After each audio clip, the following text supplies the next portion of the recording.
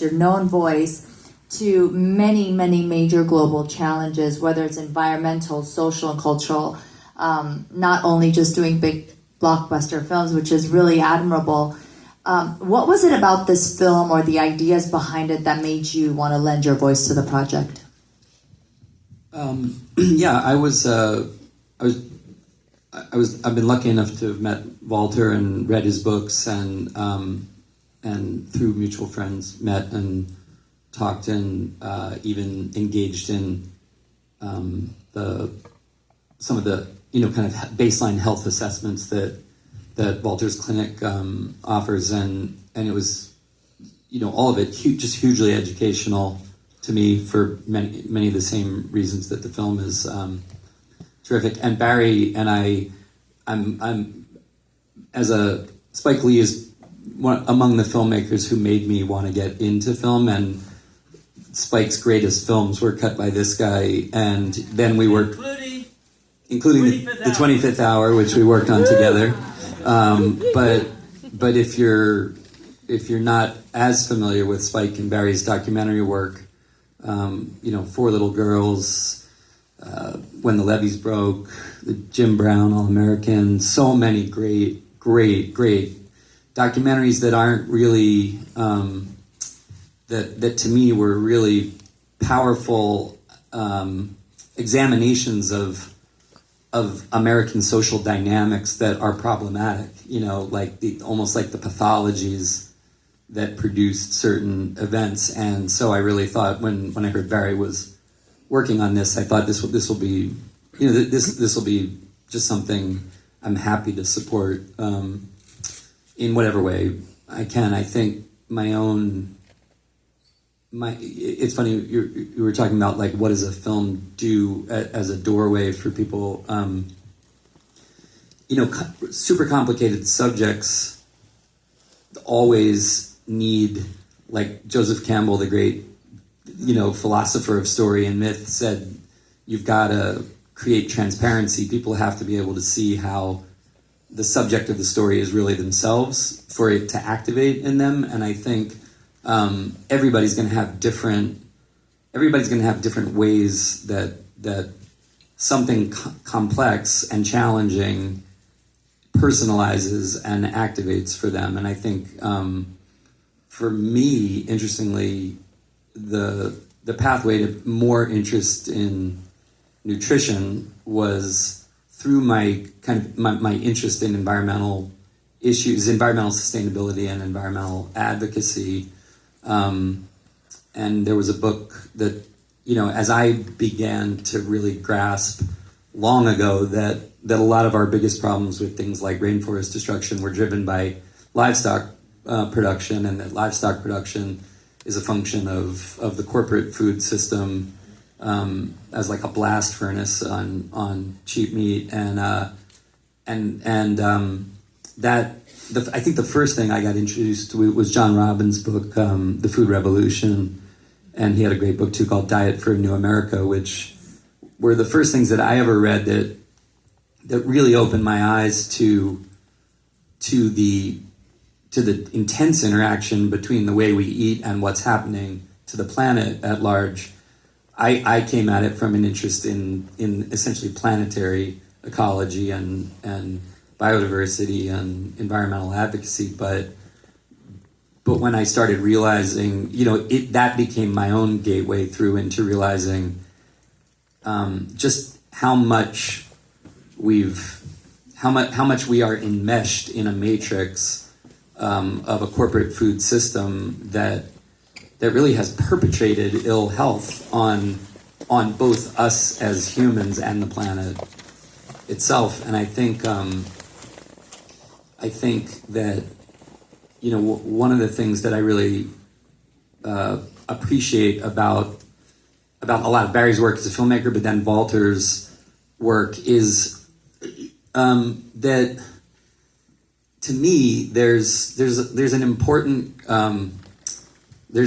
kind of empathy in it, in the sense that we still in 2026, I think, we have to acknowledge, I think, that we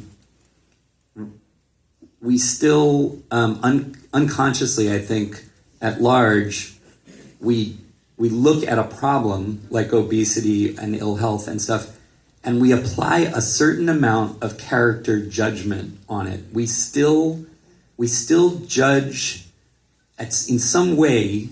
We mistakenly analyze it as a product of lack of personal discipline. And what I love about, what you learn through reading deeply in Balder's work, and I think what Barry does in the film so well, is open up the realization, the compassionate realization that everybody collectively is the victim of something that is being done to us, that there is not only almost no way to escape without information, but that when we walk around and we see, as they say, a society in which, nearly 60% of Americans are either obese or on the path to obese, this is not about individual personal failings of character, of discipline, any of it. It's that the corporate food system has literally taken our biological makeup and just taken us from, as they say in the film, a natural state in which we have food scarcity that we evolved in, and put such a hyperabundance of food around us, but also non-nutritive fake food that's calorically intense and nutrition, zero. And nobody can escape this. Nobody can escape this, but we've allowed, as we have in so many ways, we've allowed, corporate interest to supersede human interest in our policy and in our systems. And I think, as Chiara said, there is no way out of that unless, like Morpheus to Neo in the Matrix, we start red-pilling people and waking them up to the matrix that actually is around them. And I think, Walter doesn't look like Larry Fishburne, and I'm not Keanu Reeves, but I definitely felt reading Walter's work that I had been, in some measure, had the Matrix illuminated to me in a more profound way. And I think there is no way to fight back without information. There is no way to fight back without a recognition of the shared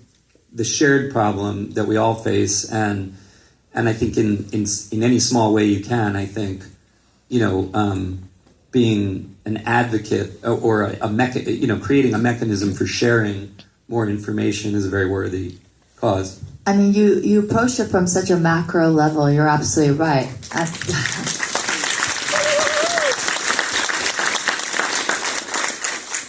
Your approach and looking at this from a macro level, you're absolutely right. I mean, we're up against a massive challenge. Every TV commercial, from making some of even the foods that have so many preservatives for our kids, making it fun for them to eat. Everything is surrounded by food. No one is saying, hey, you're eating too much. Hey, slow it down. Hey, for a healthier life. You're absolutely right.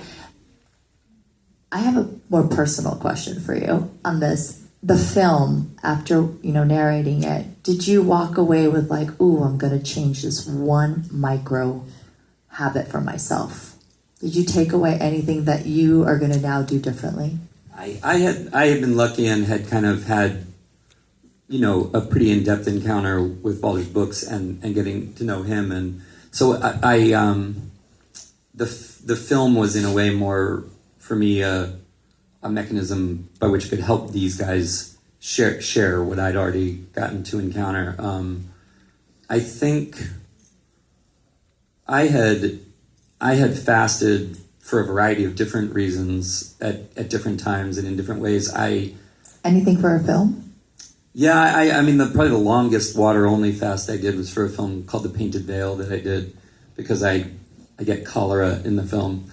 And so I did, I think I did 15 or 16 days of water-only, which was really, it's just what the airline pilot described. It's a completely, it's a fascinating and empowering experience, or it was for me as well, because I thought I mean, he said bionic. I felt superhuman. You could hear everything. Yeah, You could yeah. see Like it was really wild. Yeah.